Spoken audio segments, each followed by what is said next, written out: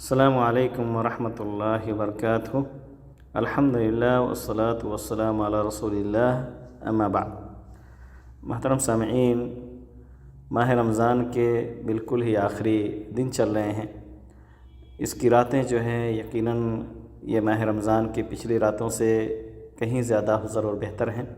خاص طور سے طاق راتیں، اکثر راتیں گزر بھی چکی ہیں، لیکن ابھی بھی ایک رات باقی ہے، 29ویں رات، جس میں ہم خاص طور سے اللہ رب العالمین سے شب قدر طلب بھی کر سکتے ہیں، کوشش کر سکتے ہیں، اور اس کے اندر بہت ساری دعائیں بھی مانگ سکتے ہیں، کیونکہ ان راتوں کے اندر ایک اہم عبادت دعا ہے۔ دعا کے ویسے تو بہت سارے آداب اور شروط ہیں، ہمیں ان کے لیے انہیں جاننا ضروری ہے۔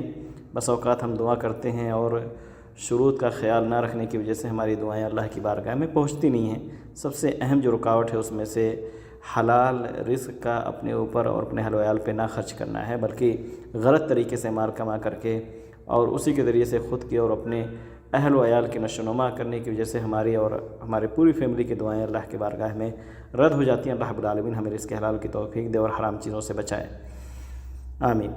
دعائیں بہرحال اللہ رب العالمین کے بارگاہ میں قبول ہوتی ہیں یقیناً اگر اس کے شروط اور آداب کا لحاظ کیا جائے، اور یقیناً ہم کوشش کرتے ہیں اور خواہش بھی رکھتے ہیں کہ اللہ تعالی ہماری دعائیں قبول فرما لے۔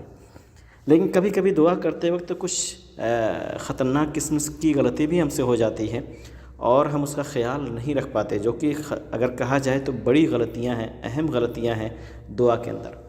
اسی کے تعلق سے ایک حدیث ملتی ہے صحیح مسلم کی ایک حدیث ہے کہ نبی کریم صلی اللہ علیہ وسلم نے ایک صحابی رسول کی عیادت کی تو دیکھا کہ وہ بالکل سوکھ کر کے چوزے کے مانند ہو گئے۔ حدیث کے الفاظ ہیں حتی صار مثل الفرخ، یعنی جیسے چوزا تھوڑا سا مرغی کا بچہ سوکھ جائے بالکل، ایسے وہ صحابی بالکل سوکھے ہوئے تھے۔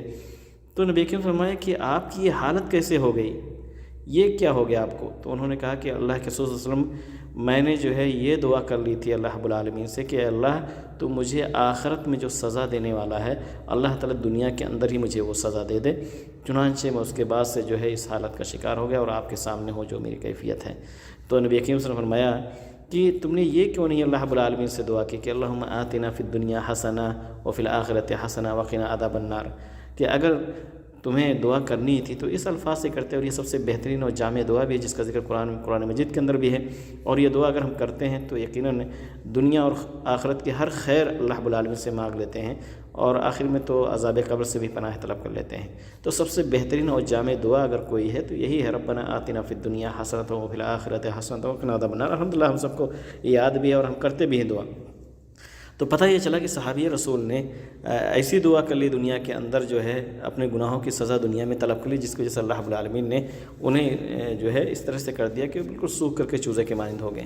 بسا اوقات ہم میں سے جو نیک لوگ ہوتے ہیں وہ ایسی دعائیں کر لیتے ہیں جو حقیقت میں بد دعا ہوتی ہے اپنے نفس کے اوپر۔ اللہ رب العالمین غفور ہے، اللہ رب العالمین رحیم ہے، دنیا کے اندر رحمت کا ایک حصہ ہے، 99 رحمت کے حصے تو اللہ رب العالمین نے آخرت کے دن کے لیے محفوظ کر لیا ہے۔ تو ہمیں دنیا کے اندر بھی اللہ تعالیٰ کی رحمت اور مغفرت طلب کرنی چاہیے، اور آخرت میں تو یقیناً اللہ رب العالمین اپنے نیک بندوں کو مایوس نہیں کرے گا۔ تو کبھی بھی ہمیں اپنے نفس کے اوپر بد دعا نہیں کرنی چاہیے۔ نبی کریم کی حدیث ہے کہ اپنے لیے صرف اور صرف خیر طلب کرو، اپنی اولاد کے لیے بھی بد دعا نہ کرو، اپنے مال کے لیے بھی بد دعا نہ کرو۔ آدمی بس اوقات جو ہے چاہے رمضان ہو غیر رمضان ہو، اولاد سے تنگ آ کر کے جو ہے انہیں بد دعائیں دینا شروع کر دیتا ہے۔ کبھی مال دیکھتا ہے، مال و دولت نے اسے بزی کر دیا ہے، تو اپنے مال و دولت جو محنت سے کماتا ہے حلال طریقے سے، اسی کو کے تعلق سے بد دعا دینے لگتا ہے کہ اگر یہ مال نہ ہوتا تو میں جو ہے اللہ رب العالمین کی عبادت زیادہ کر لیتا ہے، اس طرح کی چیزیں۔ کیونکہ حدیث میں ہے نبی نے فرمایا کہ تم اگر اس طرح کے کلمات کہتے ہو، چاہے اپنے لیے بد دعا کرو، اپنے اولاد کے لیے، اپنے مال و دولت کے لیے، لا تؤافقوا من اللہ ساعۃ یسأل فیہا عطاء فیستجیب لکم، کہ کبھی کبھی ایسا ہوتا ہے کہ اللہ تعالیٰ سے جو تم طلب کرتے ہو وہ طلب جو ہے اتفاق سے ایسے گھڑی کی موافقت ہو جاتی ہے جس میں اللہ تعالیٰ تمہاری وہ دعا یا بد دعا کو قبول کر لیتا ہے، اور پھر اللہ رب العالمین تمہیں اس چیز سے کہیں نہ کہیں دوچار کر دیتا ہے جو اللہ رب العالمین سے تم نے مانگا ہے۔ تو ہمیں بچنا چاہیے یقیناً، چاہے اپنے نفس کے لیے بد دعا ہو یا اولاد کے لیے ہو یا اپنے مال کے لیے ہو۔ اور ایسے ہی ایک غلطی اور بھی ہوتی ہے کہ آدمی ہم میں سے خاص طور سے ہمارے اپنے بر صغیر کے لوگ اپنی زبان میں جو دعا کرتے ہیں، کہتے ہیں اللہ تعالیٰ اگر تو چاہے تو بخش دے، اللہ تعالیٰ تو چاہے تو مجھے رحم کر دے۔ اس سے بھی منع کیا گیا حدیث کے اندر۔ نبی نے فرمایا کہ لیعزم المسألہ، چاہیے کہ اپنے جو سوال کرنا اللہ رب العالمین سے بالکل عزم کے ساتھ، یقین کے ساتھ، پختگی کے ساتھ اللہ تعالیٰ سے مانگے۔ فإن اللہ لا مکرہ لہ، اللہ رب العالمین کو کوئی چیز مجبور کرنے والی نہیں ہے، لہذا آدمی کو یہ نہ کہے اللہم اغفر لی ان شئت، اللہم ارحمنی ان شئت، اس سے اجتناب کرنا چاہیے۔ یہ صحیح ترمذی کی حدیث ہے۔